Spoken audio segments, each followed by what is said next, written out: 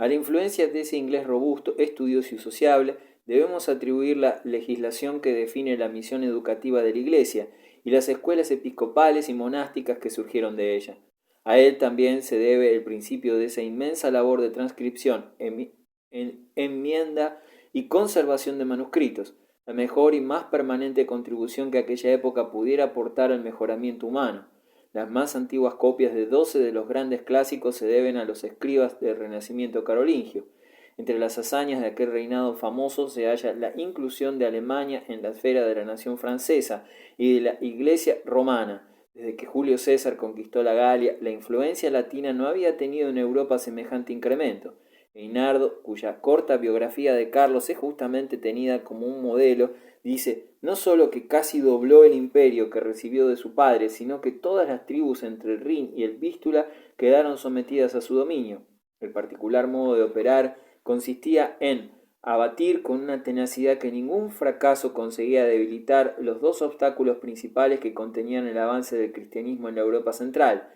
Estos eran el conglomerado sajón de Westfalia y los ávaros, aquel poder bárbaro enriquecido por el saqueo de las ciudades balcánicas que atravesaban el Danubio medio.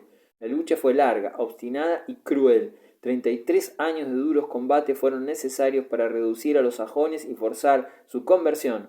8 campañas para la destrucción de los ávaros, cuyos tesoros acumulados se dice que hicieron pasar a sus conquistadores de la prosperidad a la opulencia.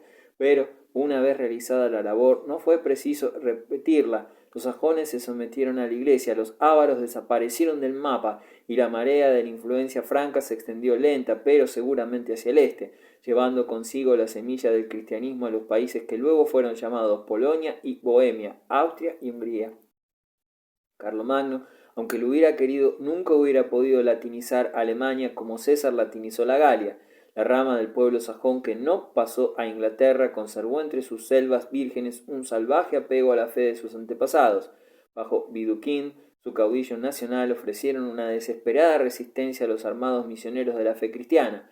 Al fin, sufrieron una derrota decisiva. Sus ídolos fueron rotos, sus bosques sagrados incendiados, su independencia perdida, y ellos obligados a aceptar el odioso credo de sus conquistadores, gracias al filo de la espada.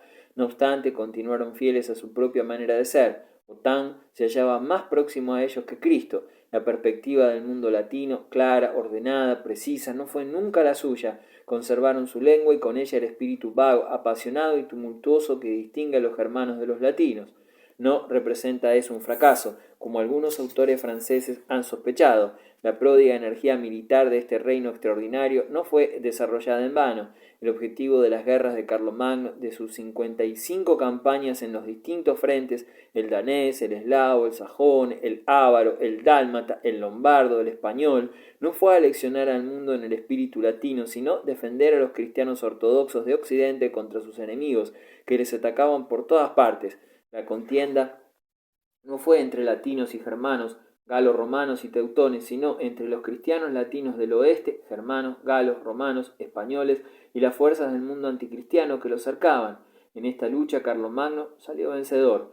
Ganó Europa central para la Iglesia romana, al admitir a los sajones y bávaros dentro de su imperio, en términos de igualdad con los francos conquistadores, fue el creador de Alemania, y si fracasó en la empresa de deshacer el poderío de los sarracenos en España, que habían encontrado un nuevo caudillo en Abderramán I, el fugitivo Omeya que se refugió en España huyendo de la venganza de los abásidas de Damasco y que creó un imperio cordobés independiente y hasta sufrió un revés a manos de los vascos en el paso de Roncesvalles, su única derrota brilló como una gloria mayor que muchas victorias gracias al poder transformador de la leyenda, que dio a su campaña del Valle del Ebro la aureola de una cruzada y tejió alrededor del nombre del caído Rolando interminables guirnaldas de poesía.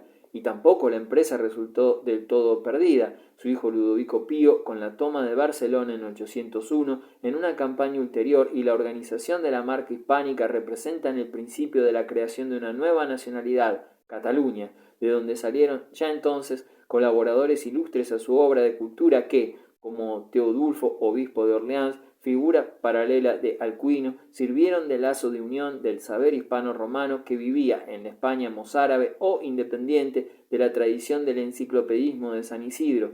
símbolo de la cultura española bajo la dominación visigoda, con la cultura de la Europa carolingia.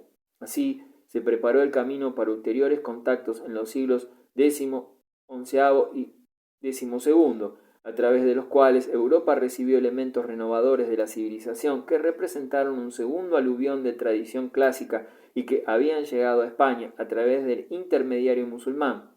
Cuando el gran emperador murió en 814, sus vastos dominios se dividieron y esta escisión dio origen a las naciones de Occidente. ¿No tuvo éxito acaso, para fortuna de Europa, en crear un gobierno centralizado bastante fuerte para funcionar en ausencia de una inteligencia dominadora? Sus creaciones permanentes deben ser buscadas en otro terreno. Habiendo subido al trono en una época en que el porvenir político era oscuro y turbio, cuando la idea de autoridad había desaparecido y las luces de la ciencia y de la literatura vacilaban a punto de extinguirse, opuso con tensión vigorosa a las fuerzas del paganismo, de la anarquía y de la ignorancia. Los dominios de la cristiandad latina le deben los moldes geográficos que desde entonces han conservado. A su impulso vigoroso es debido un renacimiento notable de la actividad intelectual. La idea de un fuerte gobierno civilizado, preocupado de promover la religión, de asegurar la justicia, de escuchar las quejas de sus súbditos, de difundir la educación y de conservar la ciencia, arraigó en la Europa occidental gracias a su espíritu inquieto, vital y capaz. Las instituciones centrales que sólo él hubiera podido animar con su energía no le sobrevivieron largo tiempo, pero bajo la protección de su largo reinado, duques, condes y otros feudatarios reunieron fortunas privadas y organizaron para sí centros de gobierno y de autoridad locales, pequeños estados capaces de defenderse contra ataques hostiles y de conservar algo de la herencia de Grecia, de Siria o de Roma.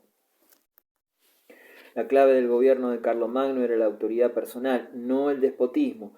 Un monarca sin un ejército regular, retribuido, sin una burocracia o sin unos ingresos fijos recaudados en dinero puede ejercer una influencia considerable y extendida, pero no jugar a la tiranía. En las reuniones periódicas de los nobles, los placita generalia, cuando se abrían informaciones sobre las necesidades públicas, era Carlomagno quien representaba al pueblo y no los oficiales, por los que demasiado a menudo eran oprimidos los humildes.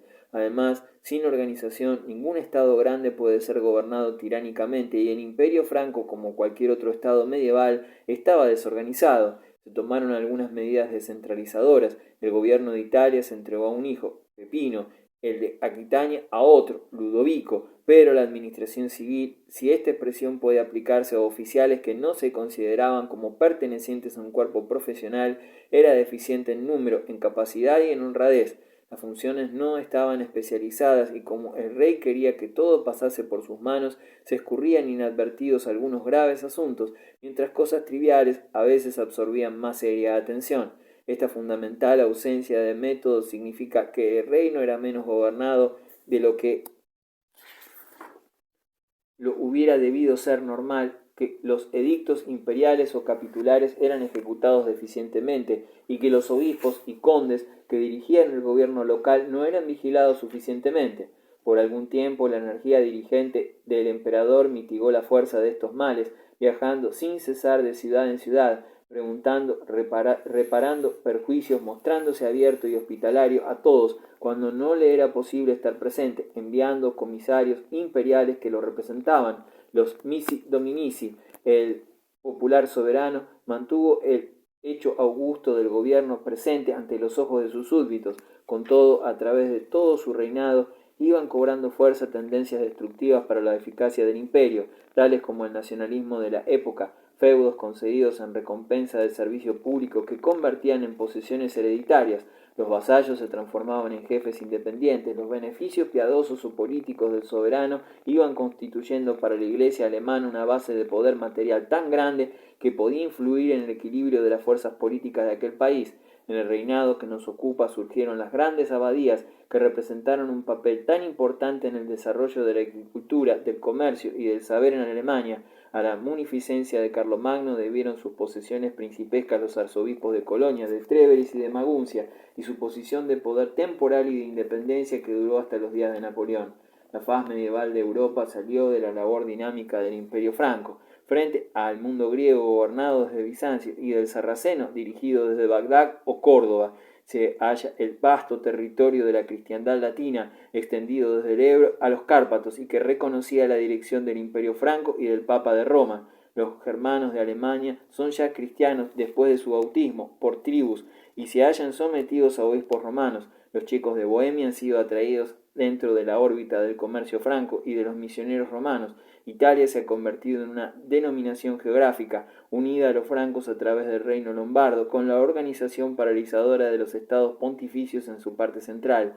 En la Galia romana, las razas, los pequeños y morenos pueblos prehistóricos del litoral mediterráneo, los descendientes de los emigrantes romanos, los vivaces celtas y los vigorosos francos se habían fundido en una alianza común bajo la fe y la disciplina de la Iglesia romana. La España sarracena no es ya una potencia conquistadora, sino que se halla a la defensiva contra los núcleos cristianos. En los montes de Asturias había surgido un reino de los visigodos fugitivos, alzados con Pelayo en 718 y que derrotaron a las huestes musulmanas en Covadonga entre el 721 y el 725, y precisamente en los tiempos de Carlomagno, con Alfonso II el Casto, daban un impulso notable a la reconquista, comenzando a desbordar por Galicia y llevando la frontera al Minho. En los territorios pirenaicos, sus núcleos de resistencia fueron organizados por Carlomagno en la Marca Hispánica, y de ellos, con el tiempo, además de Cataluña, habrían de formarse los belicosos reinos de Navarra y Aragón. Después de la muerte de Carlomagno, la ruptura del imperio franco era en cierta forma inevitable y hasta saludable. Un territorio tan vasto no hubiera podido ser gobernado desde un solo centro, salvo por un hombre excepcional y en tiempos excepcionales. Hay, sin embargo, distintas maneras de transferir la autoridad y de dividir los territorios, y más de una en que el transmitir puede combinarse con la retención de cierta medida adecuada de autoridad central.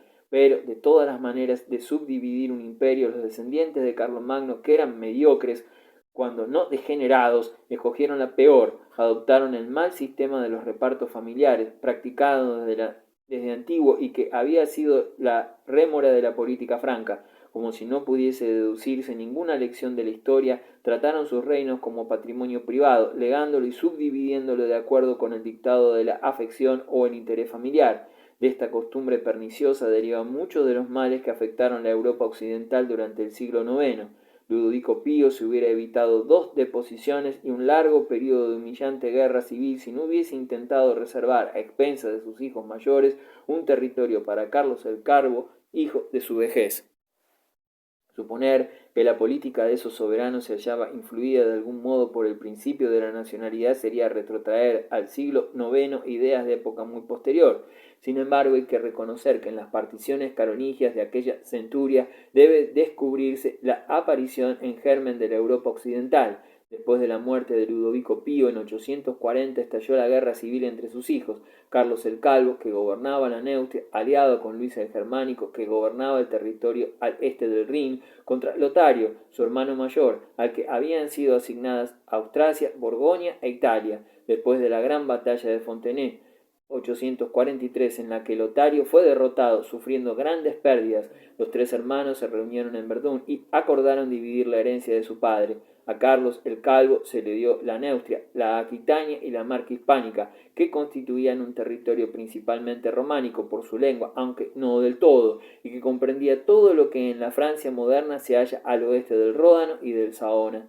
Luis el Germánico recibió la Francia austrásica al este del Rin, Baviera, Sajonia y Recia, que, con excepción del último, eran todos territorios de lengua germánica y que todos, excepto el último, también se hallaban comprendidos en el moderno Reich germánico, mientras que a Lotario se le asignó una vasta y heterogénea región intermedia, comprendiendo las 2 capitales de Aix-la-Chapelle y Roma, que se extendía desde Frisia a la frontera de Calabria. Podría pretenderse que Luis el Germánico reinaba sobre una nación, lo mismo que Carlos el Calvo, a pesar de que éste no ejercía ninguna autoridad efectiva ni sobre Bretaña ni sobre Aquitania, pero la parte del emperador Lotario, con su mezcla de poblaciones germánicas y latinas, es una flagrante contradicción al principio racial y una prueba de que se le daba muy poca importancia por los miembros de la dinastía carolingia.